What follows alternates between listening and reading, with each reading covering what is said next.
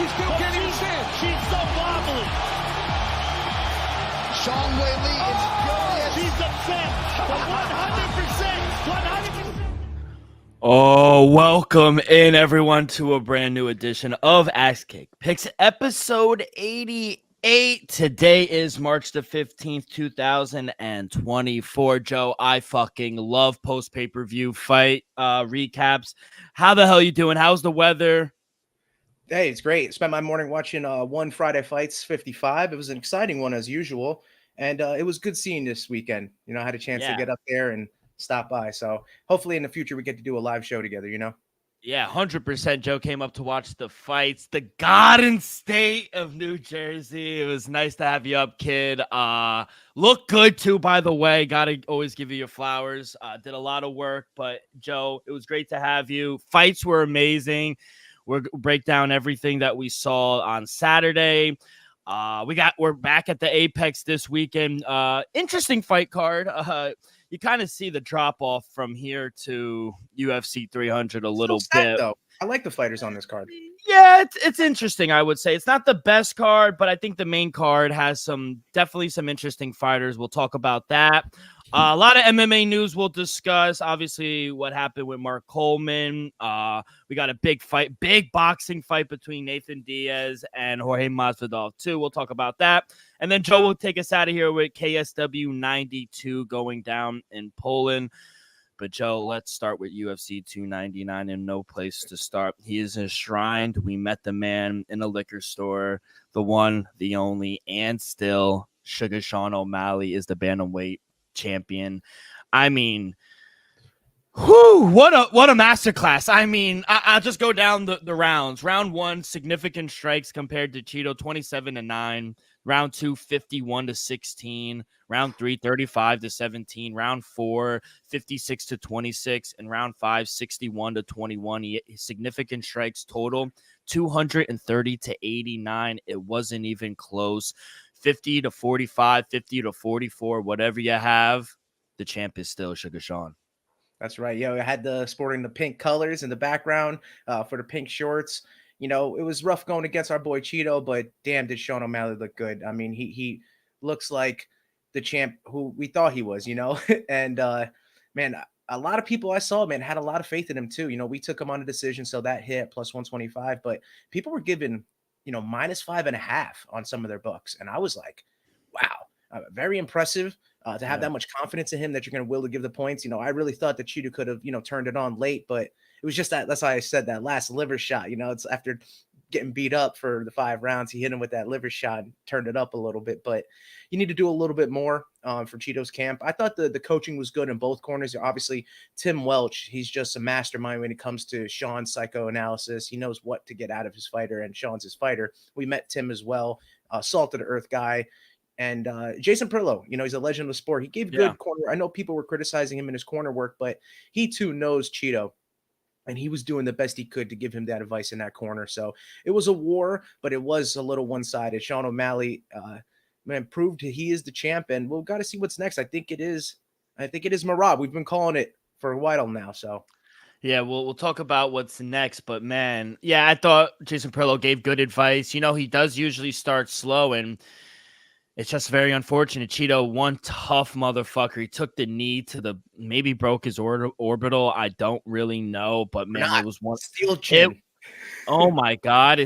I know we weren't in the arena, but Joe, it sounded like a metal fucking bat. I mean, the old BES for him not to go down was absolutely insane. He's a tough son of a bee, but it's unfortunate his best shot came as the bell rung in that body shot. And, you know, maybe that could have ended some things because you saw Sean O'Malley sit down afterwards and kind of crumble. Like, it was a nice body shot. And honestly, like you heard Coach Tim Wells, we met him as well. And Tim Wells said, hey, listen, don't got to go out there and finish him. You're up 4-0. Just go tag him, keep your space, stay on the outside. But he wanted to stay in the pocket the last 10 seconds, and he really wanted to finish. Yeah, it did. It did look like that. He was going for it. He kind of went against Tim's words in the end there, but I don't blame him. You know, if you really got your opponent hurt, you should go for the kill, you know, and that's what he was kind of doing. So, yeah, so very unfortunate, you know, very discouraged, I would say. Chito Vera didn't move in the rankings. He's still at 5, but definitely a step back now for Chito Vera. Definitely another 2 fights, maybe 3 fights away. And honestly, if Sugar's still the champ, I don't know if do the trilogy. I don't know if it's that exciting. You know, you got Aljo, you got Corey Sandhagen coming out and saying you were gifted a title shot. Yeah, I mean, there's a lot more backstory with that fight, and that's why I think Sean deserved it as much as Cheeto did. You know, Cheeto's been in the UFC for 10 plus years now, longer than most any bantamweights in that division. So yeah, you could say in terms of the matchmaking, it didn't make all that much sense, but in terms of the storylines, it did. Yeah, 100%. I thought, you know, the controversy with him, his only loss, he revenged it. And to be honest, I think as a champ, you have some leeway. You have some say, and Sean wanted the fight as well. He wanted And to. he's a star. He's a star. Yeah. He's calling his shots. And now he's not going to have as much of a say in this next one because someone else deserves it. We just spoke of. But yeah, he called his shot, and Cheeto was right there. And I mean, you know, if Cheeto got him hurt early, we might be seeing a new champ. So Yeah. I don't know if we're going to get that third, like you said. I don't know if we see the trilogy. It may be if Cheeto can get some wins again and, you know, string him in a row, maybe we'll see the trilogy happen and maybe give Cheeto a better shot. Maybe he can go back, watch some footage and see where he did wrong. Real quick, that TJ Dillashaw, if you saw him on the Jackson podcast, you know, the Rampage and Bear podcast there, it's a good one. He was saying he does the Frankenstein very well, where he's, you know, good at switching stances. I mean, he's good southpaw, he's good orthodox, and he'll throw the straight as a jab kind of so that he can get into the orthodox side and then just throw a 1-2. And that's what's just landing on Cheeto. When Cheeto's covering up, man, he had the right answer. So game plan worked. Camp was effective. I mean, everything that Sean did leading up to this fight, it paid off. It paid dividends. And, you know, he said he wants a quick turnaround. I know we called out. And I know you and I have discussed this, but can we stop trying to go up in weight classes and calling Ilia Topuria? And shout out Ilia Topuria for recognizing, you know, it's Merab's time. He said, you have a fight with Merab. If and when you do that and defeat him, then maybe we could talk. But outside of that, stick to your weight class. Defended another 2 times, I would argue. That's just me. And then go up to featherweight. But right now, stay at bantamweight. Merab is the next in line. He weighed in as the backup fighter. What a G that was on 2 weeks' notice, just making He's weight. A machine. Literally a machine. And on certain books, he opened up the favorite, a 2-1 favorite. Merab Divasvili against the champ. Do you agree with the line? Because I do. Yeah, I do as well. You take anyone down, you know, once again, clash of styles. Could be a long night for Sean, but if it stays on the feet, watch out. You know, Sean can make it a long night on the other end. I know we said Aljo was probably his worst stylistic matchup, but I think Merab is by far the worst matchup in the division for most fighters. He is. Yeah. So I know. And what for Chito Vera now? What do you do with him? You know, you got Piotr Jan maybe coming off a win. Do you give him Corey Sandhagen? Like I know they were going at it on Twitter, but like, what do you do? Umar Nurmagomedov. I think that's the fight. Wow. I think that's the one you do. Umar Nurmagomedov, try to prove his merit if he's deserving of a title shot. Because I hate to say it, but the way the division's working out, if he beats Cheeto maybe convincingly and finishes him, I know that puts Cheeto back again. But man, it doesn't make a case for an undefeated guy. They want to inject new blood in that division. Maybe not as many rematches as we're seeing in the flyweight division. Let's throw Umar against Cheeto. I think that's maybe what's next for him. Unfortunately for Cheeto, but we'll see. We'll see if Umar's ready for the test as well. And yeah, you know, I know it wasn't his night. He did say he will be champion one day, and I believe it. I do think he has the talent to be champion one day. It wasn't surprising he had the crowd with him as well, even though as big of a star as Suga is, you know, down there in Miami where it's predominantly Hispanic, Cheeto had the fucking crowd, and I'm glad they showed up for him because he is a star in this not just division, in this whole company. So unfortunately, he didn't get the win that night, and still give credit to the one and only Sugar Sean O'Malley. He is still the champ at 135. Dustin the Diamond Poirier, man, what a knockout. He said it all week. They asked him in media, how are you going to get this job done? He said he's going to go and knock BSD out. Knocked him out in the second round, 2 minutes and 32 seconds in. What I don't like, Joe, is how after the fight, people come out and make excuses. And I understand the infection and, the antibiotics drained you a little bit. We've all been on antibiotics, but that's a weak way to go. That's a weak way, and I don't like that. He could have gave a legend in the sport, Dustin Diamond Poirier, his flowers, as we spoke about. He could have done that and not, like you said, made as many excuses. But he's a dog. I got to say, BSD, he went in there. He went in for war. He did live up to his nickname as well. And went out there and tried to put on a show. And I did have a second-round submission. He had his back. He had him close, but Dustin, man, a legend of the game, bro. He honestly, when he gets into the pocket, I don't think you would rather have anyone else than Dustin Poirier. I mean, the dude is just, landing shots. One of the best boxers we've ever seen in the pocket, and he's gonna stay in there and take your best shots and land his best shots. And we saw that come to fruition. I mean, we heard it. The crowd, even not over there at Miami, but in the crowd out where we were, it was insane, man. Everyone was jumping up and down, seeing that finish. It was a spectacle, and that's what Dustin does. And I know we've heard a lot of had a lot of rumors maybe he should fight Islam next. I don't know necessarily about that, but I mean, he moved deserving it. Justin and Dustin, these two guys, I hate to just throw Justin into the conversation, but I mean, these two guys they've earned their medal. And if anything, the UFC could do kind of what they want with them too. So it's good to have those kind of joker cards, those, wild cards where they can do whatever they want with. Yeah, it'd be very interesting moving forward who fights Islam. But yeah, I mean, one of the best return strikers I've ever seen or ever watched, Dustin Poirier, is just, John Anik says it the best.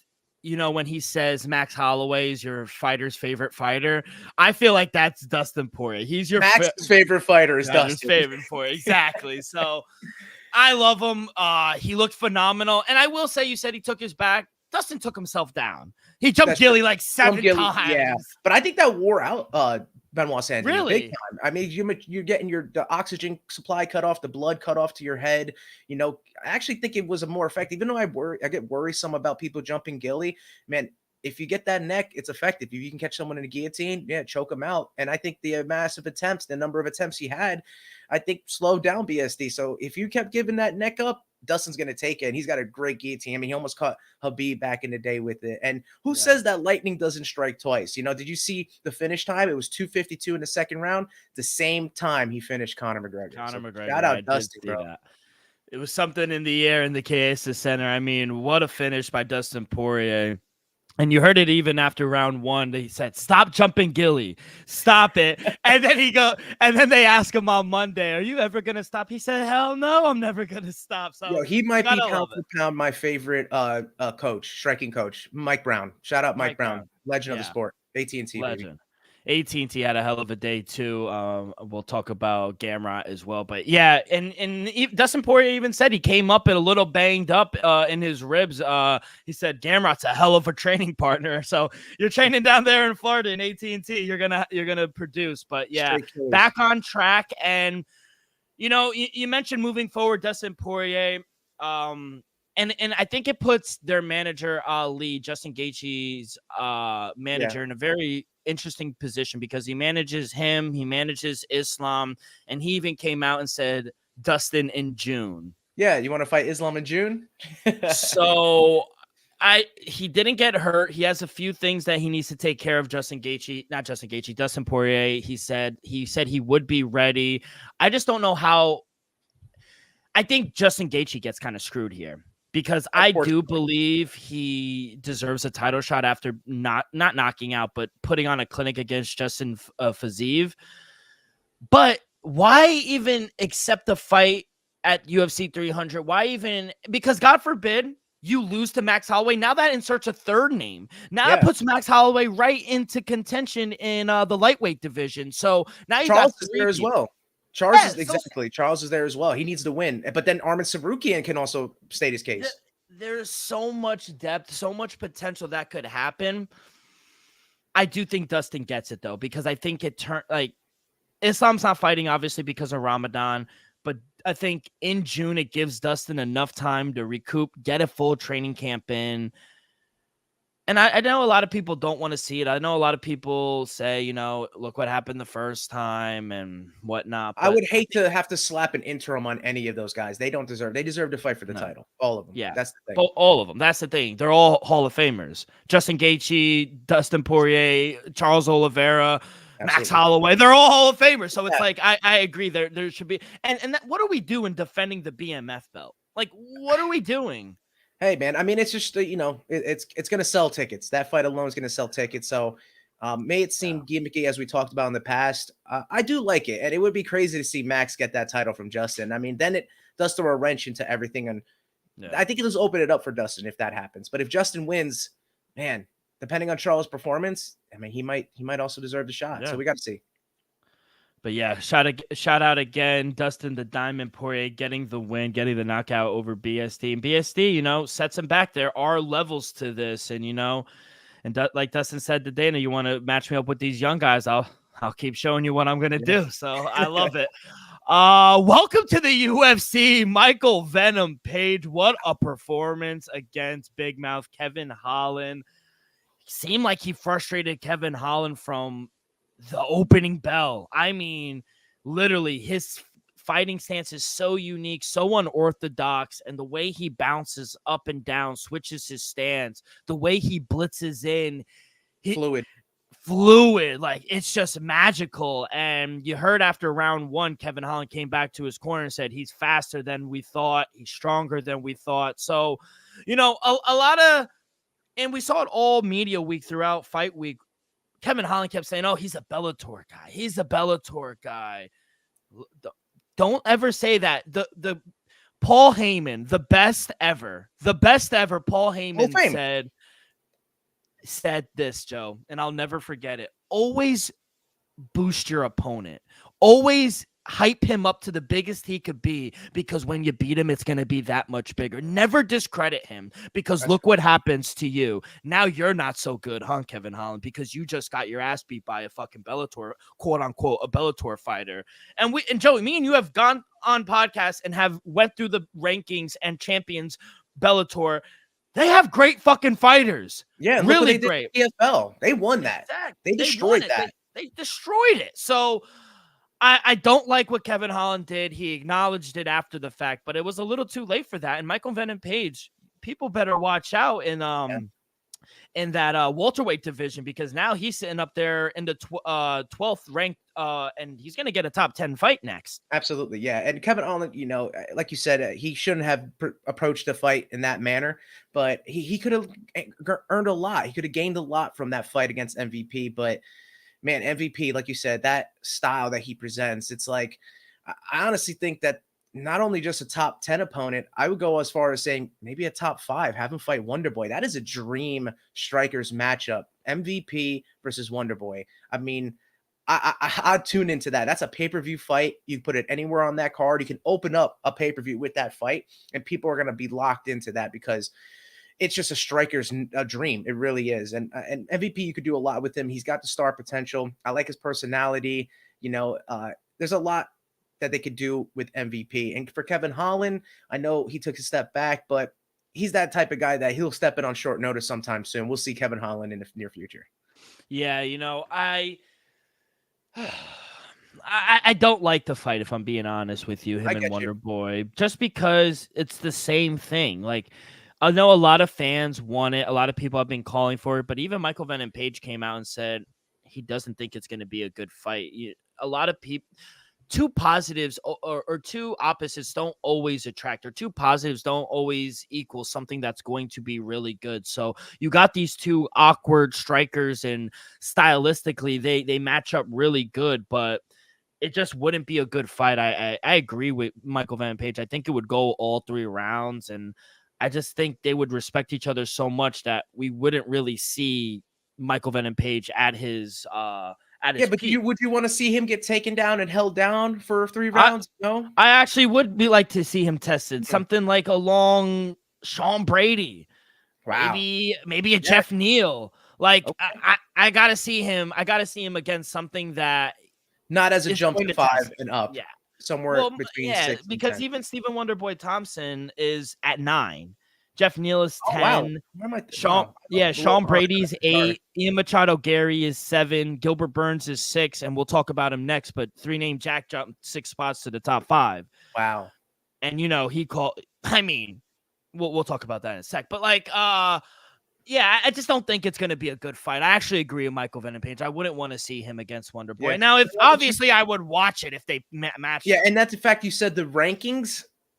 I thought it was going to be a big jump. It actually does make more sense in terms of the rankings. So, Yeah. I mean, they could do that. The UFC brass could say, hey, Wonder Boy, be the gatekeeper of this division and try to stop MVP and prove the UFC's worth. Because if MVP keeps winning, then, like you said, Bellator, man, it may have killers, bro. It may have some stars that are, maybe more worldly than some UFC guys. Yeah, Kevin Holland, I feel like he needs a little work to do. I know he's never said he's been in it for the belt or he's just in it for the money and whatnot. And I respect it. He's honest. He's really not after the belt, but he needs to start stringing along some wins. I feel like so. Got to look for the bounce back here, but credit Michael Venom Page. What a performance. Love the walkout. Dana White did not like the walkout. It was a little long. And a little copy-ish because it was the Undertaker's theme, just saying that Izzy did. And Izzy's Undertaker walkout was light years even better. Yeah, light years better. But yeah, I don't know if they're Michael Venom Page is going to do something similar next time around. But yeah, like I mentioned, 3-name Jack. What a fucking dog this man was. What a broken arm, dude. Yeah, Tim Sampson, his manager, came out and said that he broke his arm in round 1 of the fight. And what a fucking dog to continue to fight and being down. The scorecards came out. He was down 20-18 going into that 3rd round, and to grit it out, gut it out, and to, knock out a guy like Gilbert Burns, bro. Yeah, it speaks volumes of 3-name Jack. Welcome to the top 5, kid. Yeah, absolutely. And we had high hopes for JDM, man. Giacomo Della Maddalena. We got a little Italian in him, even though he's Australian. We're all over the map. But man, he looked good. And like you said, Dorino, man, he's a dog. We saw him in person at 288. And he goes in there, and he was hurt when he fought Bilal, and he still was in it through the fire and exchanging in the pocket. And he has that jiu-jitsu. He's going to take you down. He's going to find a way to submit you. He has a lot of those as well. So the fact that he overcame adversity, man, Giacomo Della Maddalena is close to a title, my friends. I really much mean that. And it may take just one more fight. Like you said, now that he's in the top 5, one of the top 5 ranked opponent, man, 3-name Jack, watch out. Welterweights, it's a stacked division as well. I mean, the UFC just getting more and more stacked every day. And God forbid anything happens with the PFL and the Bellator fighters, UFC is going to be a monopoly with a powerhouse of just talent, top to bottom. So it'll be crazy to see what they do after that. And I'm looking around the boys, and I'm saying after he comes out, he calls out the boogeyman that no one wants to call out. He calls out Shavkat Rakhmonov, and I'm sitting there like, this guy's an animal. Like, yeah, he really is, bro. I appreciate it. Shavkat, he is coming off an injury as well, coming off a big win. So I think the timing works out. He needs the arm to heal. I think that's a title eliminator. I don't know what they're going to do with Leon. Even Shavkat came out and said Bilal is the number 1 contender, should be the number 1 contender. So whenever Leon and Bilal wind up fighting, which who the fuck knows at this point. Maybe they're trying to set up something in England. That's maybe what's holding them back a little bit. Yeah, maybe. We'll see. I've heard rumblings around a Manchester card in July, not pay-per-view, though. On that way, and the gate would be a lot higher than if it was on even 300 and stuff. I think that would have hurt the card, honestly. You put Shavkat versus Jack Della Maddalena in a title eliminator. I'm fucking set, kid. I'm watching that. Yeah, I gotta watch that as well. So yeah, shout out Performance of the Night gets his 50K bonus as well. Shout out 3-name Jack. And then to open the card, what a fucking fight this was. Piotr Jan versus Song Yadong. Piotr Jan gets the unanimous decision win. A lot closer than a little closer than I thought. But once Piotr Jan started to settle in after that first round, it was lights over. He was faster. He was the better boxer. Yeah, more cardio as it got later in the rounds. Song just presented a lot of power early, and once he lost that a little bit with the conditioning and all, you saw Peter just absorb the tactics that Song was throwing at him and just have a response for everything. One of the best counter strikers in the game. Peter Yan's back, baby. We've been asking for it for some time now, and he deserves it. You know, we talked about it prior to the card when we were previewing it, that he never necessarily lost his belt. So we got to see him string together maybe 1 or 2 more wins, and he could be back in the conversation again. That is Peter Yan, and I love that fight. I told you we're gonna have a barn burner to start UFC 299. Yeah, and it was, love to see the respect after the fight too, with the two men coming together, taking a picture, and just, showing gratitude. Like, hey, like this was a tough camp, this was a tough fight, Thanks and for respect to taking one the fight. another. Yeah, thanks for taking the fight as well. So, got to credit Sanya Danius as well. Piotr Yan, I don't think he's 2 fights away. I think he's a fight away. He's sitting there at number 4. Go up, obviously, Marab's next. Aljo went to 145. You fight a Corey Sandhagen for a title eliminator fight. I know Corey's still coming back. Didn't Peter already beat him? I think Peter beat Corey already. Yeah, so hey, that even better. Corey wants to run it back. And if he don't get it, that puts him down a peg. It puts Peter right in conversation, like you said. Exactly. So we'll see there. But yeah, credit Piotr Yan to get No back mercy. into the win. No mercy. Get back in the win column. Imagine he lost 4 in a row. It couldn't have happened. No. And he still wouldn't have been cut. Yeah. That's Curtis Blades, man. Curtis fucking Blades. How did we not see that? I mean, I think we're so hung up seeing him live and then the performance after. And just like buying into the hype. And what did I say? Like, I felt like I shouldn't have touched this fight. And this is one of the fights I got wrong. I felt like same. I don't know, man. I guess I just fell in love with the hype of jail time. I thought he could be a future champ, but I mean, it was looking like it in the first, I mean, but he is just so one-dimensional, Joe. One-dimensional. And when you go up a guy like a Curtis Blades who could pound, strike, and wrestle and match you, yes. Then you're running into a world of hurt. I think he needs not just some work to do, he needs some growing up to do, because the shots are lazy shots too. You can't do lazy shots against a guy like Curtis Blades who has fucking fists of hammer and just coming down on you. And then he caught him with that little upper hook. It looked like coming in that cut. That it was a lazy shot too. Like, you're so predictable. And, I hate to say it because I do like jail time, but he's on my fraud alert. I'm sorry. He's on my fraud alert. I mean, I definitely got fraud check there. Nothing that Curtis Blades isn't. He's a dog, and he's proven it time and time again. He's gotten caught a couple times and gotten knocked out. But who doesn't get knocked out by the Black Beast, Derek Lewis? So you can't put that against him, to be honest. And, him being kind of like a gatekeeper for the heavyweight division, you got to go through Curtis Blades to get to the top. So like we talked about, some people dream and would die to have that position of gatekeeper ranked in the top 5 of any division. And, man, he proved it. He proved it there. Took jail time out, knocked it down a bunch. And you're right. He needs to reassess his game. He needs to have like 100% striking camp. None of the wrestling. I think his cardio and stuff would be all right. I think if it may even improve if he just focuses on a little Muay Thai, a little kickboxing, a little boxing, and just does a strict, striking camp after he heals up. So that's something that he needs. Yeah, definitely. Welcome to the top 5, the future Macy Barber. What a clinic she put on against Caitlin Cheremiah. Yeah. Sermonara, excuse me. It's Yeah, Sermonara. It got me. But yeah, Macy Barber, she is a dog. I mean, she's legit the future. She jumped 2 spots from 6 to number 4 in the women's flyweight division. Now 6 in a row. I think she's a fight away. I think she versus the winner or loser of AC, Manel Fiore, Aaron Blanchfield. I mean, I'm thinking the loser. Or the loser, because if Aaron Blanchfield wins, she's next. I mean, Manon too. If she wins, she might deserve it too. Yeah, 100%. So obviously, we know what's going on with Tough, Valentina, and now Alexa Grasso. They're probably going to do the trilogy. So Macy Barber is, I would say, a fight away. The future, man. She looked and shout out Joe Rogan. Everything is ugly in Macy Barber's fight besides her. Yeah. What a quote. Yeah, she gets in there, man. She makes it gritty and she fights her fight. She finds a way to fight her fight. And I think she's found her identity. That's the main thing here. I think when she was a little younger, just got joined into the UFC, I think she was not immature by any stretch of the imagination, but just, like I said, didn't know who she really was, didn't have an identity of what she wanted to do in the cage. And now that she has that, she is a force, man, a force to be reckoned with.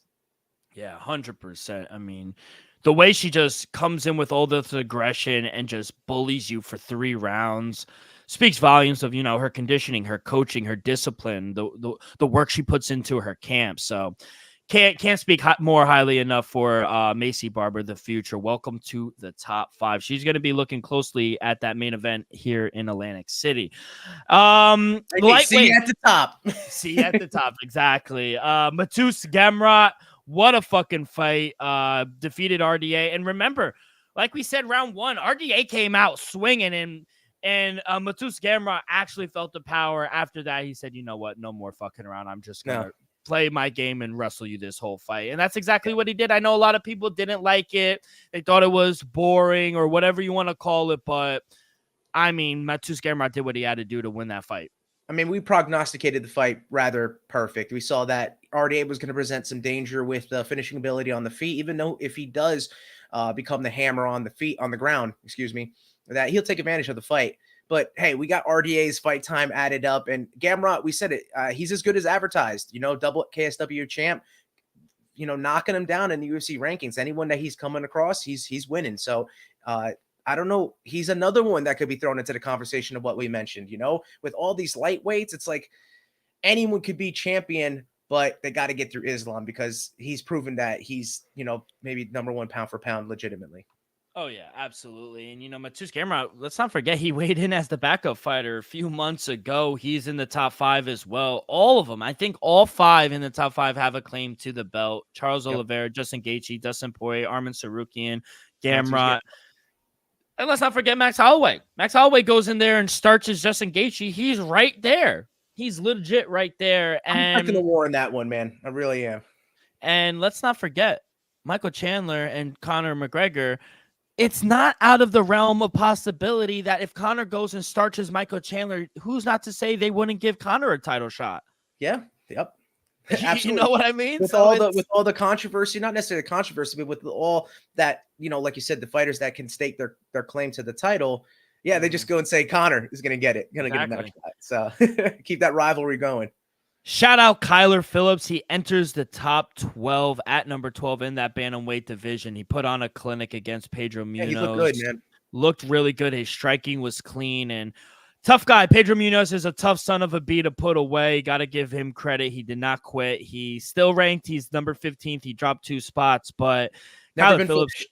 No, never been finished. And Kyler Phillips is a tough son of a gun as well. He strikes over there in Arizona with the champion Sugar Sean O'Malley. Yep. And hey, maybe one day their paths meet. Yeah, Mario Batista, that camp out there, they got killers, and they all fit the mold of the same weight classes with one another. So they're getting good looks. They feel comfortable with who's gonna be their next opponent. I like everything I'm seeing out of there. And like you're saying, these guys are all winning. So there's something in the water over there in Arizona. I can't go by saying Michelle Pereira, what a walkout, too. That's 1. 2, what a fucking submission win in the first round against Michelle Oleksiejczuk, a guy that's like very tough to put away. And for him to do it. That's his only weakness. Yeah. That's Oleksiejczuk's only weakness is that he finds himself caught in rather precarious positions on the ground and does get submitted. If you look at his resume, most of his losses come via submission. So I said it, Michelle's going to have to look for a submission in that one. And he was capable of doing it, and he proved it. He did it in the first round. I didn't see it that soon, but luckily the under hit for me on that. Yeah, and, at middleweight now, that's a new player, Michel Pereira. I know, he usually fights at welterweight, but coming up to middleweight, couldn't really. No, he couldn't make it, but that's 7 in a row now for Michel Pereira. He's a contender. I know a lot of people don't like it, and I know people say, oh, he misses weight a lot, but here not at 185. No, not at 185. I don't think so. I think he'll be just fine at 185, and people got to watch out. He's a contender, kid.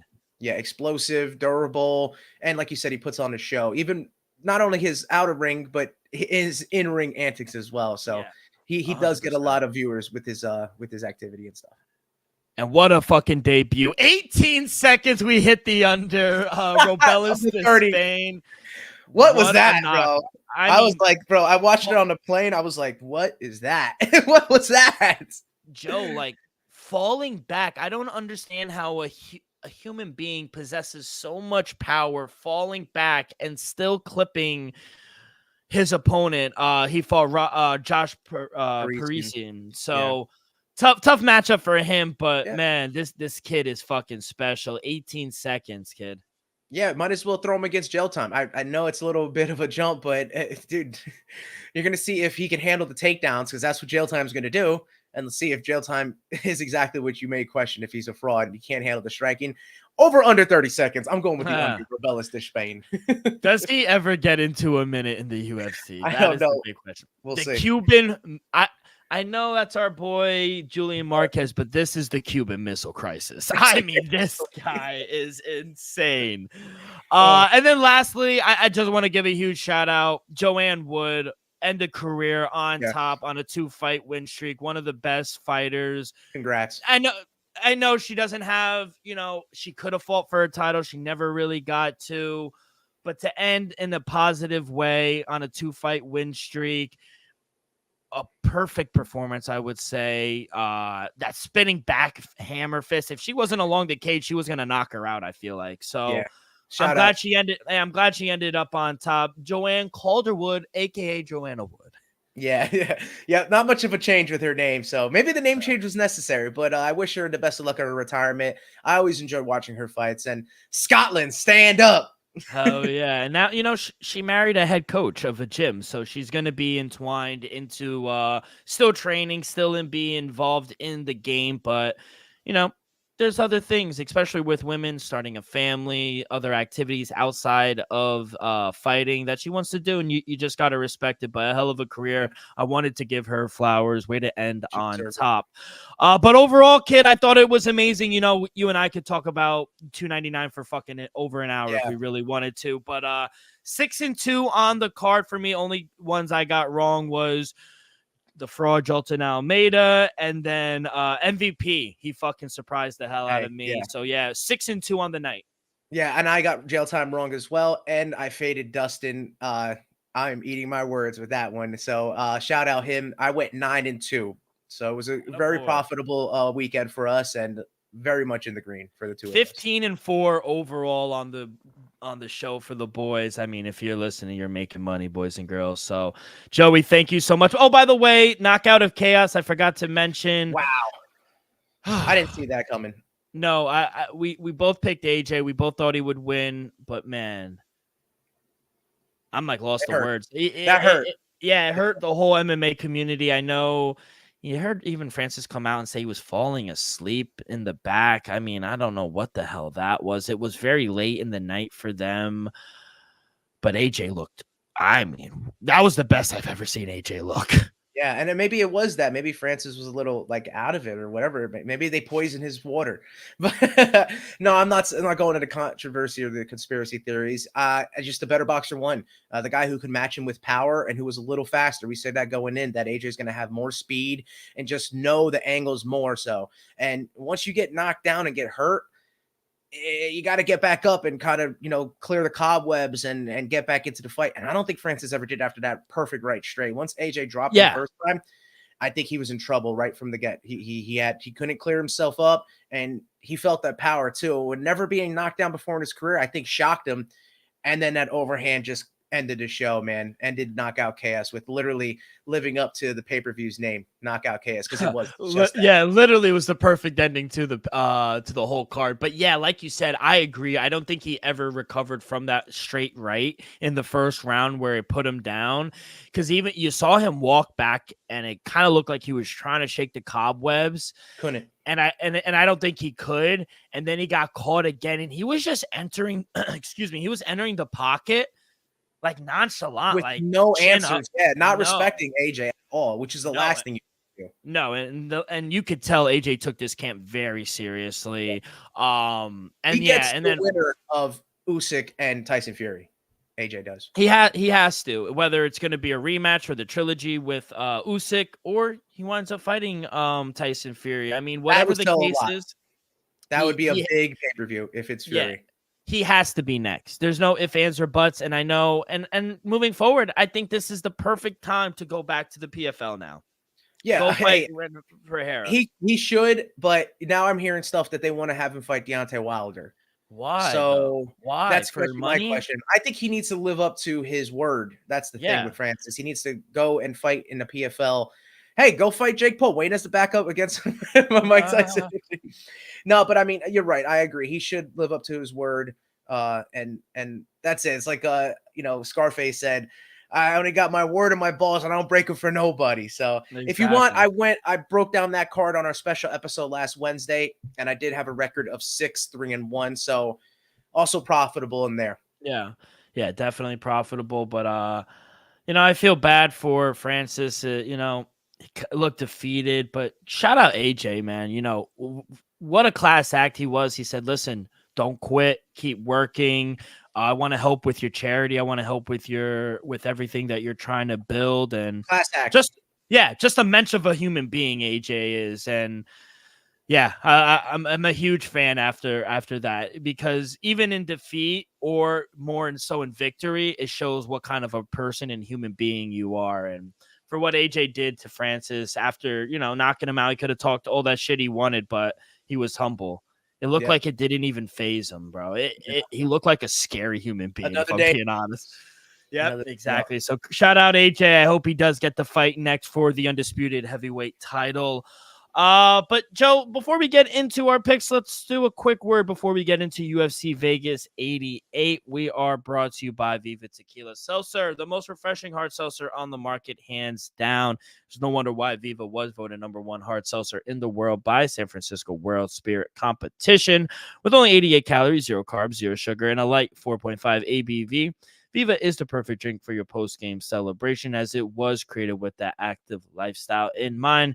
We favor tequila seltzer because flavor is the spice of life, and we like our drinks with just a kick, just like how we like our lives. Whether it's Huckleberry playing a round of golf or an elderberry this Saturday watching UFC Vegas 88, it doesn't matter. Our favorites pair perfectly with that artisanal Blanco tequila for that subtle and refreshing drink. Our belief here at Axe Kick Picks and at Viva is to live long, live well, and live it up. All right, Joe, let's get to it. UFC back at the Apex, headlined by a heavyweight clash. Our boy Tai Tuivasa taking on Marcin Tybura. Earlier start time, prelim start at 4 o'clock here on the East Coast. Main card tips off at 7 p.m. But Joe, take us away, kid. What do you got? Yeah, we can get to bed at a reasonable time like the prior week. I guess the heavyweights surrounded UFC 299. But we get started in the bantamweight division between Chad Ellinger against Charalampos Grigoru. And we got the odds at plus 140 and for Ellinger, and Grigoru that is like a minus 170. And me and D-Rock ain't getting involved until the main card, but I just figured to mention these fights as they go along through the night. So the next fight after that takes place in the lightweight division. We have Thiago Moises, a return of him, taking on Dana White Contender Series guy, Mitch Ramirez. And odds, we got Mitch Ramirez, a big dog, about a $3 dog, and Thiago Moises, about a $4 favorite. So depending on where you go with that, be very careful. We go into the next fight, which is a women's strawweight matchup between the shortest reach in UFC history, Corey McKenna taking on Jacqueline Amarin. I think Amarin's going to have a lot to prove in there because she is a dog at around plus 150, as McKenna, who does have some pretty solid performances, as a minus 180 favorite there. So let's see the women shine in the early prelims. And then we got Josh Kulabau taking on Danny Silva in the featherweight division. Right now, Josh Kulabau, minus 190, $2 favorite, which is depending on where you find him. And Danny Silva, a dog, at about plus 150. So I like that fight. I do. I actually think that's going to be a good one there. Josh Kulabau always brings it. And a lot of people are expecting to finish in the next one in the flyweight division. Ode Osborne takes on Jafel Filho. And man, Jafel Filho could be a rising star. Minus 155 in the books I'm seeing. Ode Osborne plus 130. I would be given a lean. I didn't have anything out, but I would lean the favorite. I think Jafel could be a threat in that flyweight division. And we need some new injection of new blood in that 125-pound weight class. So let's go into another women's clash. And what I'm seeing, these girls can weigh in at 145, but it is going to be at a 135. I see that they've made weight. Chelsea Chandler, we know the meme footage last time out against Norma Dumont running into the cage against Joseanne Nunes. So I find that to be interesting, but books have Chandler at a plus 120 as compared to Nunes, which will be a minus 140. just mentioning all these fights for you. So, you have the odds, you know what weight class they're fighting in, and just take a pick on what you like. But now we get into some action for y'all. I'm going to get involved here in the main event of the prelims. It is in the lightweight division. It's between Mike Beast Boy Davis. And man, it's been a long time coming to see him. I think he's super talented, and he's taking on a tough Nathan Levy. That dude, he does come out and he fights hard every single time. But I got to say, I got to go with big favorite Mike Davis, minus 500, minus 450. Nathan Levy, I think the book's got it right. I mean, every time I've seen Beast Boy in the past come out and perform, he does just that. I think his striking is second to none, to be honest. And it's going to go right into the next play because I'm putting him as a first leg of a parlay with the next fight in the middleweight division. Gerald GM3 Mearshar is taking on Brian Bam Bam Barberina. And I'm taking GM3 as a favorite on the card here. So with the two favorites that I have between Beast Boy and GM3, I'm saying don't call it a comeback parlay at minus 142. Playing both of them on the money line straight up seems safe enough for me because they could win. Mike Davis, he could win with a knockout or he could win a decision. And GM3, I think he could win on a submission or a decision as well. So that's why you could maybe do double chance, but if you're feeling safer on the money line, minus 142 for a two-legger is very playable, and that's something I'm going to stick with early for us. And do you have a play for that GM3 Bam Bam fight? Yeah, I don't really understand the move to 185 for Brian Barberina. If I'm being honest, he's undersized to begin with, but this should be an interesting fight, I think. I do question the durability of Brian Barberina at middleweight. I like the under 2.5 rounds at minus 150. I expect GM3 to get this fight to the floor eventually. You can get the submission win. GM3 round 2 submission. I put a little $5 pizza bet in plus 450. I think it's worth a shot. Absolutely. And if you look at Brian Barberina, I'm pretty sure besides 2 of his professional fights, he's gotten taken down every single time. So it's very likely with GM3 being as good as a grappler he is. Great analysis there, my man. Let's go into the next fight. Do you have a play in the Macy Chiasson versus Pannie Kianzad fight? No, I do not. No, but what's interesting is that the first time they were around, the line was flipped. We had Pannie as a minus $3 favorite, and Macy was like a $2 dog, and it's flipped now. I don't know what happened. I don't know what the books are seeing, or if this is a trap fight, but I'm going to put a play on the dog because if Pannie was a favorite the first time around, not much is going to change in a couple months that they should have fight, and now that's being rescheduled out. So give me the dog here. Maybe a tricky line, but at plus $2, I'm going with Pannie Kianzad to get the job done, like as she was the favorite the first time around. So maybe a sneaky bet on that one there. And we'll go right into the featherweight division. I'm thinking possibly fight of the night here. Not a lot of people know Isaac Dulgarian, but you're very well going to see him come tomorrow. And if you don't know, now you know then. But he is fighting a tough and very game Christian Rodriguez there. Right now, my play is going to be the over 2.5 at minus 110. Isaac Dulgarian, he could get the job done with the distance inside the distance, but so could C-Rod. But the fact is, they're both very young, very durable. And I'm seeing that it does get to the judges' scorecards because if neither can get out of them, neither fighter can get at their opponent early. I'm seeing this going to the judges and maybe a split decision here because if both are landing shots and both are effective with their games, but, get caught here and there, I think it'll be pretty even. And I'm just thinking a split decision might be the outcome in a tough fight here. Like I said, possible fight of the night. Give me the over 2.5 at minus 110. Yeah, Joe, this was the toughest fight to make a pick on, in my opinion. I agree, could be fight of the night. I was going back and forth on who I like, but I did end up going with Isaac Dulgarian on the money line, minus 180. I just think Dulgarian is a very good prospect, great striking, good wrestling. He's finished all of his fights, and we've seen it against Julio Rodriguez Jr., C-Rod, very durable, but taking this fight on short notice might hurt him a little. I think Dulgarian is a better athlete. He's physically stronger, I think, and I don't think he'll gas out. I know we haven't seen him in the second or third round, but I don't think he'll gas out. I think he gets a tough win. I'll take him straight up. Give me Isaac Dulgarian on the money line, minus 180. I like that, and I'm kind of maybe regretting my play a little bit. I'm just seeing C-Rod is an upper echelon fighter, and it's a big step up in competition for Isaac Dulgarian. So that's why I'm hoping to see maybe the judges. You never really hope to see him, but I'm hoping for the play. But I'm looking at Dulgarian now. He's never even left the first round. My boy is a proven bona fide finisher and gets the job done via submission or knockout in the first round. He's never gotten to the second round. So great play straight up for Isaac Dulgarian there for you, my man. Gotta say. Now let's go into a light heavyweight clash between Kennedy and Jekawu against Ovin St. Preux. And I want to hear what your take is on this. Who are you going with in that light heavyweight division?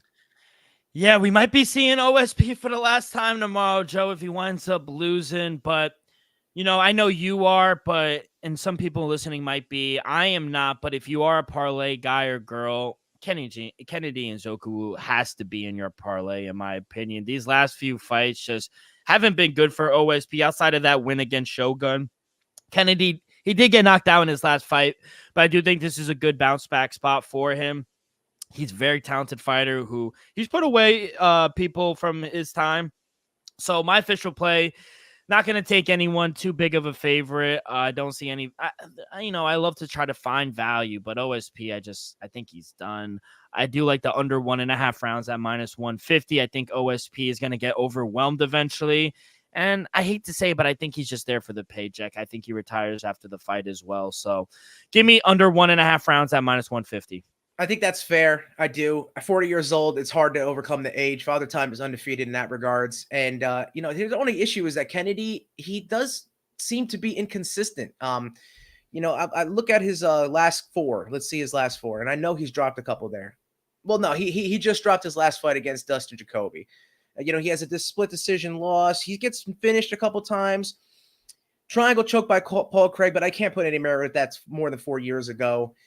I'm gonna go with the shot here. I might be kicking myself at the end of this because I think the play should be Kennedy, like you said, maybe incorporating him some parlays. But I'm gonna go with the shout out, my boy Elvis. I'm gonna go with a dream wager play here. OSP via submission at plus 1,400 at plus 1,400. I'm going for it.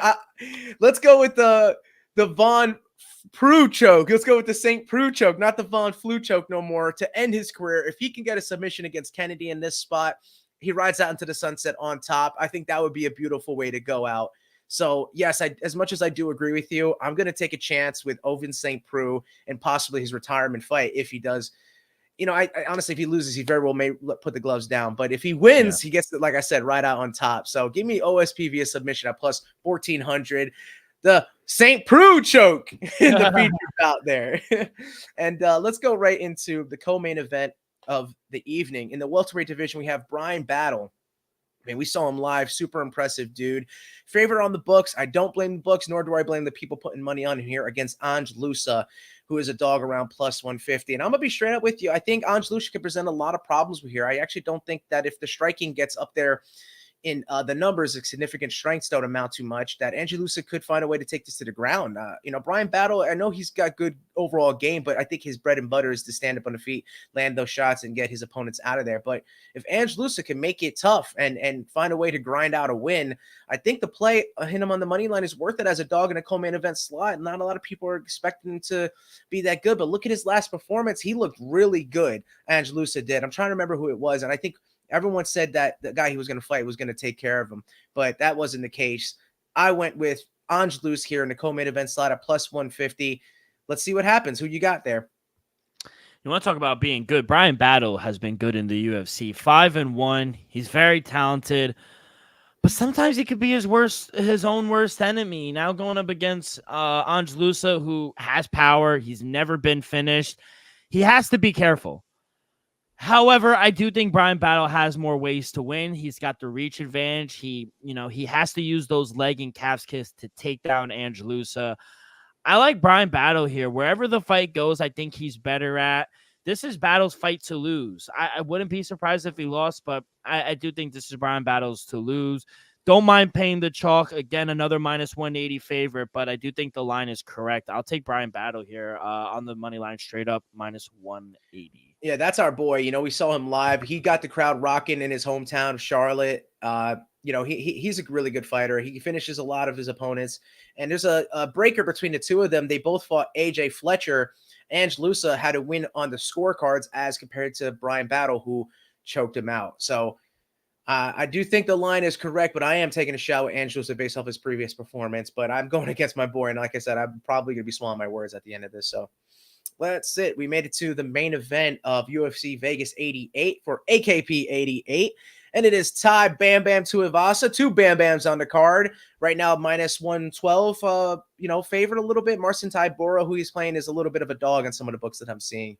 But I'll say my play first. I got to go with Tai Tuivasa here. I think he's going to present a lot more power than Marcin Tybura is used to in a regards. Marcin Tybura could make it a long night if he can force the takedowns, maybe get Tai against the cage and maybe suck the legs out from under him. But I'm thinking Tai is going to want to, come back strong and get a win coming off that last fight where, he got finished. And, he was playing his game. It was a stand-up battle. And if it does stay there, I think he's going to have the advantage, I think, from throughout. So maybe he doesn't finish Marcin Tybura because he is a tough opponent and he doesn't get finished all too often. But if there ever was a time, it does happen via KO, TKO, and it would happen against a hard hitter like Tai Tuivasa. And oh boy, am I hoping for a shoey out there in Vegas. That would be a good way to end the night. So my play is Tai Tuivasa on the money line here, where I saw him minus 112. Yeah, Tai Tuivasa should never fight in the Apex, Joe. Like, he is just one of those guys that, we look forward to his walkout, his song choice. Like, the crowd loves him. He said he still has something for us for the Apex. I don't know he's going to be doing a shoey with 200 guys in the Apex, but hopefully we don't see one. Yeah, Tai Tuivasa on a 3-fight losing streak, and I think this is a good test for him to see if he can still fight in the top 10. I don't think this is a good matchup for him. I think Tybura will try to take this fight to the ground in a small cage, and I think that gives Tybura the advantage. I'm going to take the small dog here. I think Tai is the favorite on name recognition alone, and we've seen Tybura beat other similar guys to the style of Tai Tuivasa. So I'm on my Polish power. Give me Marcin Tybura on the money line. I got plus 100. I see he's a small dog at minus 105 right now. Yep. But if you want to take plus money, take him by KO TKO at plus 125. I have a hard time believing this fight goes all 5 rounds. And if it does, I don't know what the fuck I'm talking about. But give me Marcin Tybura on the money line minus. It would have to be ground and pound, right? It wouldn't be on the feet necessarily. Like Marcin Tybura finishing Tai. You think he can finish him on the feet?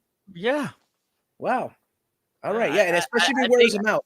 Yeah. I just think this has been a downfall for Tai Tuivasa. And granted, he's fought killers. He's not fighting losers where, he's second guessing himself, but he's fighting Cyril Gane, Sergey Pavlovich, Alexander Volkov. Like, he's fighting fucking killers. Yeah, he's fighting killers, man. Don't sleep on Volkov, bro. Drago, he's there, bro, for the title. 7-4.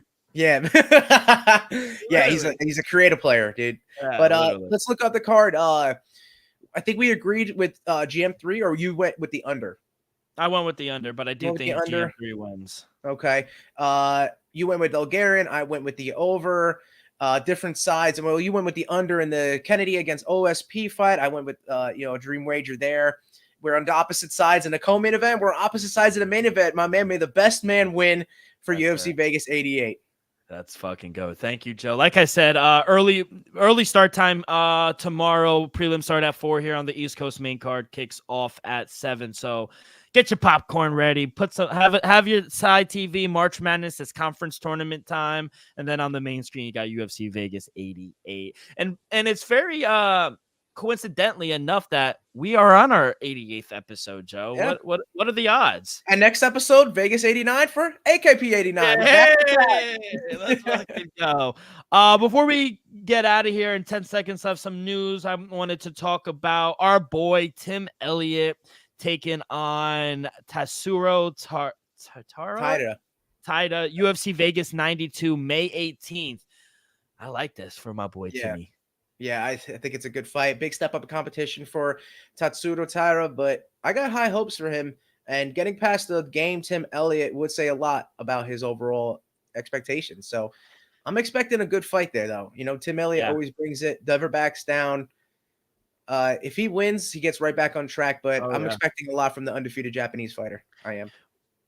Gabriel Miranda is out. Billy Q will now take on Youssef Zalal, UFC Vegas 89 next week. On a week notice, the guy is taking it. Excuse me. Do you like this fight for Billy Q? Yeah, absolutely. Yeah, Billy Q needs to, I think it's been a little while since we last saw him. So I think he was ready to accept all the challengers, no matter who it was. Unfortunately, Miranda stepped out, but yeah, Bilal, right? Youssef Bilal, what was it? Yeah, Youssef Zalal. Zalal, yeah. He's a good fighter. I think he's going to want to keep it standing a little more. But I mean, anything could happen in that one.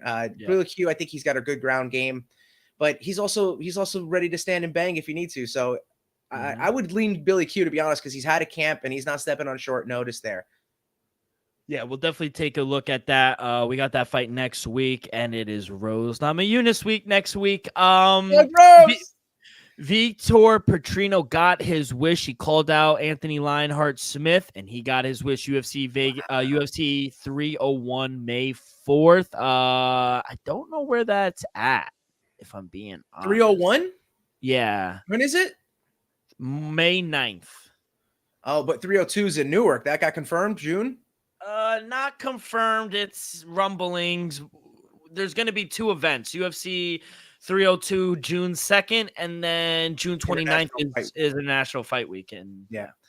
So, you like this fight for Vitor Petrino? Absolutely. Yeah, big step up in competition yet again. I'm liking all the fights that are being made. It's a lot of the young and up and comers, and then the guys that are, stating their case that they prove to be where they are ranked. If they're unranked, but they've been in there, they're a veteran of the sport. It's interesting to see this, but it could be a changing of the guard for this 2024, 2025. We could see a lot of our favorites start getting out of the game and retiring. It's unfortunate, but that's the thing. We just said it. Father Time's undefeated. And like you said, Grant Dawson, first fight scheduled for June 1st for UFC 302. Maybe Newark. That's everyone's been confirming. I know if you go on Tapology and type in UFC 302, it does say Newark, but we'll see until it's confirmed. But Grant Dawson taking on Joe Selecki. Love this fucking fight, kid. Yeah, great fight. Yeah, that's funny. You got Joe Selecki, South Carolina kid, going up to Jersey. Do you see the Jersey-Carolina connection right there? Oh, yeah. No, it should be a good fight, though. Yeah, definitely. Ground fight. I think, honestly, you see a lot of jiu-jitsu in that one. Yeah. Yeah, and then, like I said, big news in the boxing world. Nathan Diaz will take on Jorge Masvidal in a 10-round boxing match. Bout will be contested at 175 at the Kia Forum in Englewood, California, June 1st, the day before UFC 302. It's a pro boxing bout. I'm told no headgear. Yeah, it's in the light heavyweight division, 175. Thoughts on this? Besides the Jake Paul fight, I do think Nathan Diaz will actually take this camp a little more serious. Yes, and I actually would favor him because if it's strictly stand up and as it goes later in the fight, it definitely would favor his cardio. So I know a lot of people don't want to see it. We wanted to maybe see them in game bred, bare knuckle MMA. That'd be interesting to see. Jorge fighting on his own promotional card. But yeah, I mean, why not? I'm going to tune in, of course. I'm a degenerate in that regard. So I'm going to tune in. I'm going to watch that thing. But I'm going to favor Nathan Diaz. I think Nate Diaz is going to have an advantage if it's just strictly boxing. He's sparring with Andre Ward on the occasion. I think he's more in shape. I think he's training a little more often than Jorge is because Jorge is making money with said game bred MMA. So, he can kind of just sit back in Miami and relax and not have to worry about it. Hopefully he gets into a camp soon and gets ready for this fight. But no matter what, I think I'm going to be leaning Nate just because it's more of his game. Even though there's no ground involved, the fact he doesn't have to worry about kicks and his cardio is going to come and play as it gets later. Yeah, give me Nate Diaz. Yeah, Jorge Masvidal said coming out of retirement, he wanted a fight that excites him, that gets him off out of the couch, and that should train him. He said he's already training for the fight. This event will be presented by Famino Pay-Per-View. That's the promotion that promoted Mayweather and Logan Paul in 2021. Yeah, I know.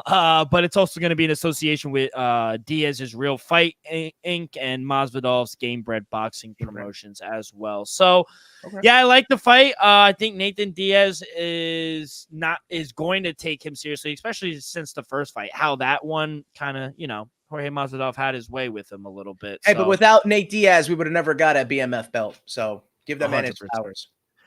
Let's go back to the MMA. Jonathan Pierce will take on David Onama. UFC Vegas 91, April 27th at the Apex. You like this fight for Jonathan Pierce? Yes, I was gonna say I would definitely favor him in there. Onama is gonna have to kind of get him out of there early, first or second round, but he does lose gas after that first round, especially that he throws the kitchen sink at his opponent. So Yeah. Jonathan Pierce could take this to the ground and dominate, but if it is standing, I think he could find good holes in defense for Onama. So yeah, I would definitely be leaning Jonathan Pierce, man. He's the A side, it seems. First fight for the UFC Saudi Arabia card, June 22nd. Jared Gordon taking on Nasrat Hakbras. You like this fight for Jared Gordon? Yeah, that's a war of attrition in my eyes. Yeah. Jared Gordon likes to stay on the feet. He likes to bang, and Nasrat Haqparast coming off that knockout win. My boy, he likes to throw leather too. So don't be surprised if these guys are landing shots on one another. If maybe they survive a round or two, we get a finish in the later rounds. Unfortunate news for UFC Vegas 90, April 6th. Marvin Vettori is out against against his main event fight against Brandon Allen, April 6th. The promotion Nobody wants to fight Brandon Allen. Yeah, the promotion said it looks like they're just gonna have to get a new main event because they can't find an opponent for Brandon Allen, which I agree. I don't blame understand. him. I don't blame him. I wouldn't want to fight Brandon Allen either right now. No, man. Yeah, he's on a hot streak, dude. And I think it's like a heat check, man. You throw him against somebody to try to fill that main event slot. It's his fight to lose. So I think it might be smart for the UFC to push that fight back, have them rematch, reschedule that bout, and see what they can get for UFC Vegas 90. But come on, UFC, wake up. Less and less Apex fights. It's getting to that point. We want to be in front of the crowd. Let me present you with a rematch. Sean Strickland versus Brandon Allen.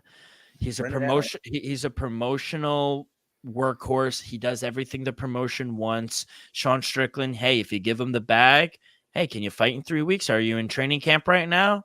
And Sean usually says yes to any fucking thing. Yeah. How about we see a rematch? Brandon Allen. That's an opportunity for Brandon Allen.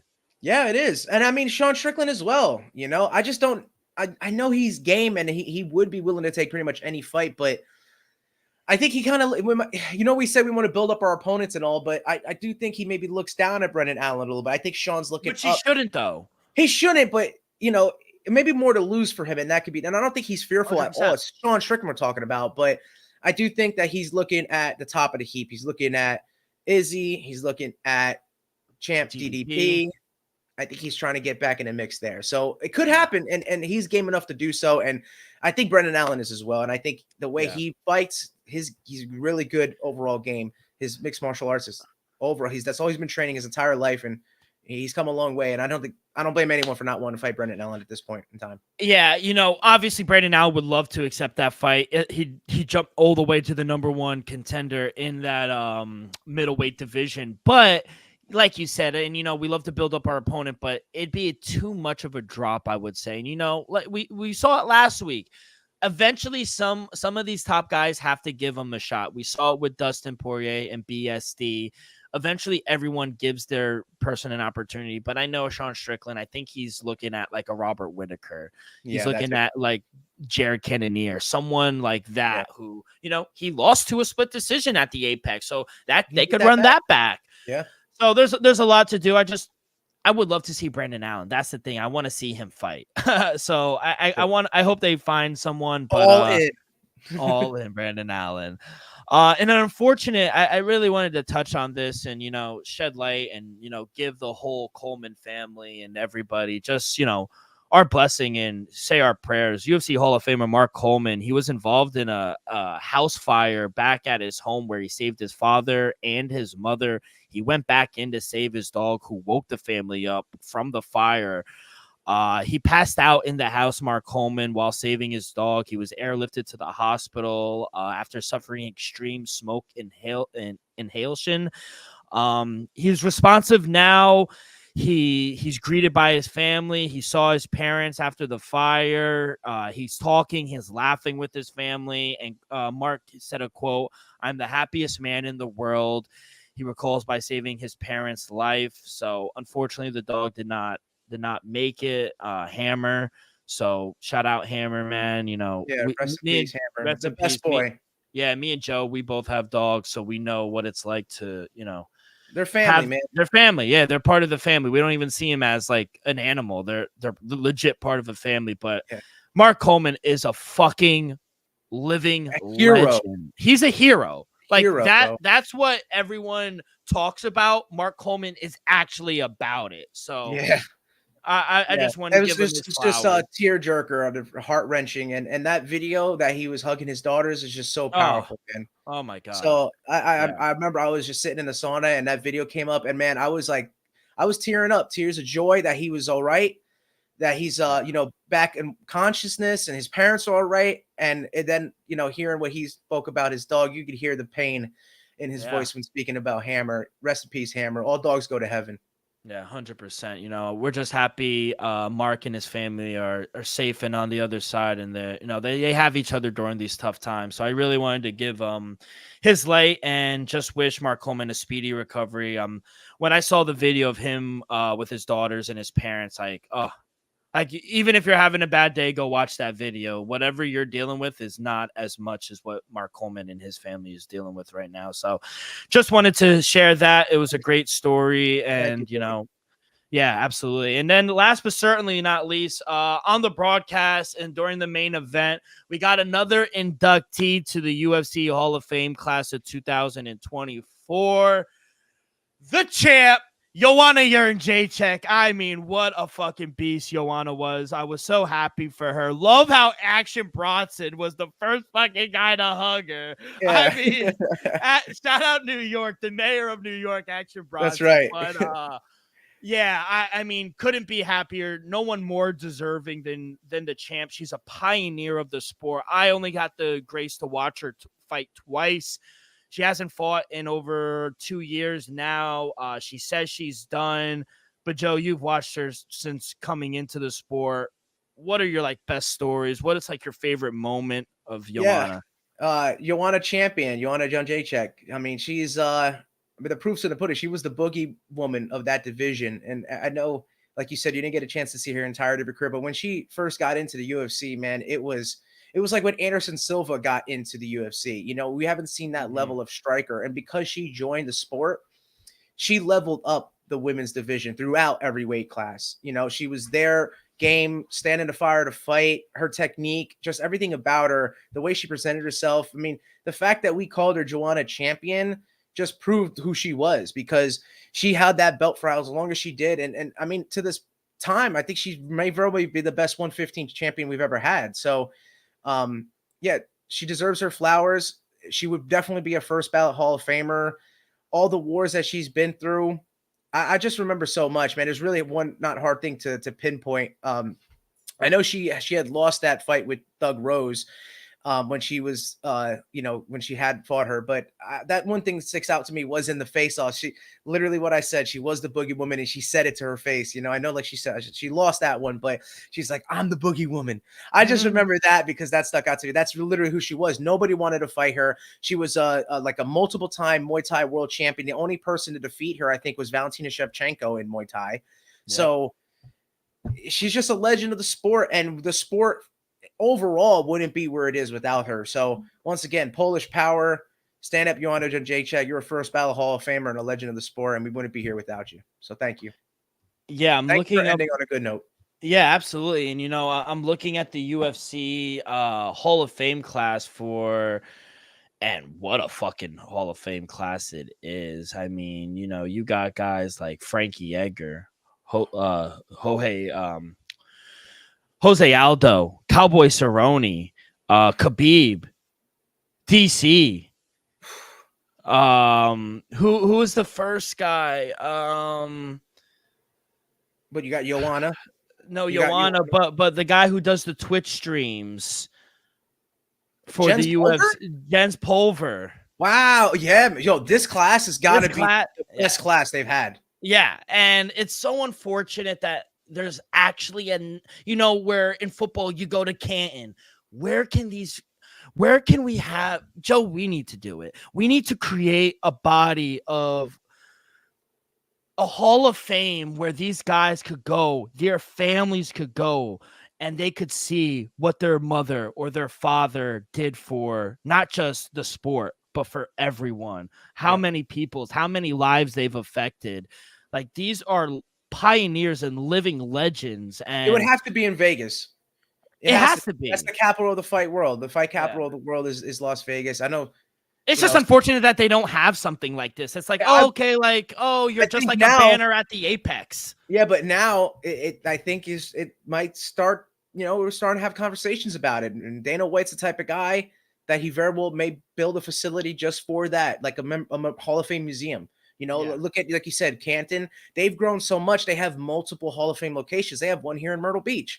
Yeah. So it's not impossible to have a place to honor and have, like, what should be in a Hall of Fame? I just saw a video from Horace Gracie bringing out all his gis, blood on it from the first ever UFC tournament, from UFC 1. Like, that deserves to be enshrined. And so, to your point, we absolutely need a place for the Hall of Famers to have their memorabilia, to have these moments, recordings, somewhere where the fans can go and interact, because it's got to be in Vegas, because when they do International Fight Week, that could be a part of the whole experience. So it's a beautiful thing you mentioned right there, my man. Thank you. I wanted to end on a very positive note, and no one more deserving than Joanna Jędrzejczyk. But yeah, Joe, that's all the news I have. Let's get us out of here with some KSW 92. Yes, sir. Last week, 2-0 on International Women's Day for Fight Night 20. And like you said, KSW 92, taking just the main event. We get Jacob Wicklocks against Zoriko Jojua. I think it's time for the Georgian takeover. I'm taking the dog, $2 dog. Zoriko Jojua on the money line at plus 210. Jacob Wicklocks doesn't always get TKOs. I don't think he's ever gotten a TKO finish. So he's a grinded out type of guy. And he's had a couple draws as of late. So not that convincing. Give me the Georgian takeover. I got Zoriko Jojua. Zora plus 210 for 10 seconds left. Is 10 seconds left back, Joe? It's back, baby. Let's keep it rolling. People have been telling me it's back, so I can't fucking wait, Joe. Thank you so much. That's going to do it for this Friday edition of Axe Kick Picks. On behalf of our sponsor, Viva Tequila, Joey, I am D-Rock. We'll see you guys next week with plenty of picks, plenty of hot takes. So please make sure you guys follow along our social media, X and Instagram at Axe Kick Picks. You guys can find all of our episodes wherever you listen to podcasts, Apple Podcasts, Spotify, Stitcher. If you haven't already, we go live on YouTube every Friday afternoon. Hit that like button, subscribe, rate, give us a review. Leave in the comments who you'll be betting on this weekend. All that good stuff really helps the show grow tremendously. So be a friend, tell a friend. Good luck on your wagers this weekend. Be safe, be well, and we will see you guys at the top.